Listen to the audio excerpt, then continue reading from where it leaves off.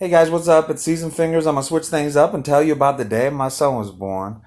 So we went to the gynecologist earlier in the day for the checkup because her due date was the next day. The baby mama, of course. And they told me that there's no way that Xavier would be born for 2 to 3 weeks. Okay. And so I'm impatient. I'm calling my mama, my friend, and like, come on, I've been through this long enough. We've been carrying this baby forever, and it's just not coming. And they're like, calm down, you're not doing the work. And I'm like, I'm doing plenty of work. Plenty of work. And moving on to the story, I'm making tacos, and I hear a splash. I'm freaking out. Her water broke.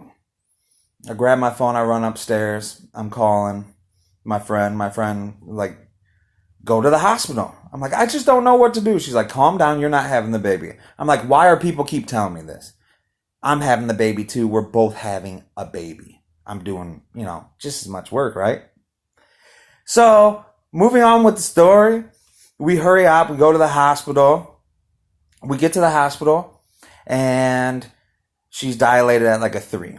Well, she's still dilated at 3. 6 hours later, they said it's going to be hours. And I'm like, okay, well, I'm going to take a nap. I started taking a nap. Nurses, doctors, everything comes in the room. Everybody's freaking out. And this is the best day of my life. I never knew what true love is until I saw my son. So I wake right up, and I'm like, what's going on? They're like, she went from a 3 to a 10, and the baby's coming out right now. I'm like, all right, this is getting real. She's like, you got 3 pushes, or we'll have to go C-section. The baby mama did not want that. So I'm like, all right, I'll push with you. So I'm grabbing her hand in and out.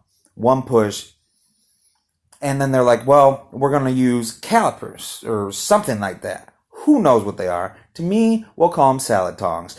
Freaking huge metal pieces. They take these metal pieces, slide them together. You can hear the metal. Dip them in Vaseline, then shove them up my baby mama's crotch. Like, I felt bad for her. Why would you do that to somebody? I want to do that to my worst enemy. And I'm like, let's do this. All right, so they get in there. I'm grossed out. Whatever.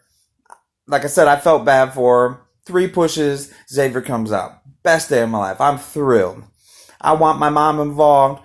So right after, I held them for the first time, I run to get my parents. We get back to the room. My mom's like, well, check to see if she's okay. Now, this is important because this is the whole meaning of this story. Why didn't anybody tell me what afterbirth was? It is literally the grossest thing I've ever seen in my life. There was a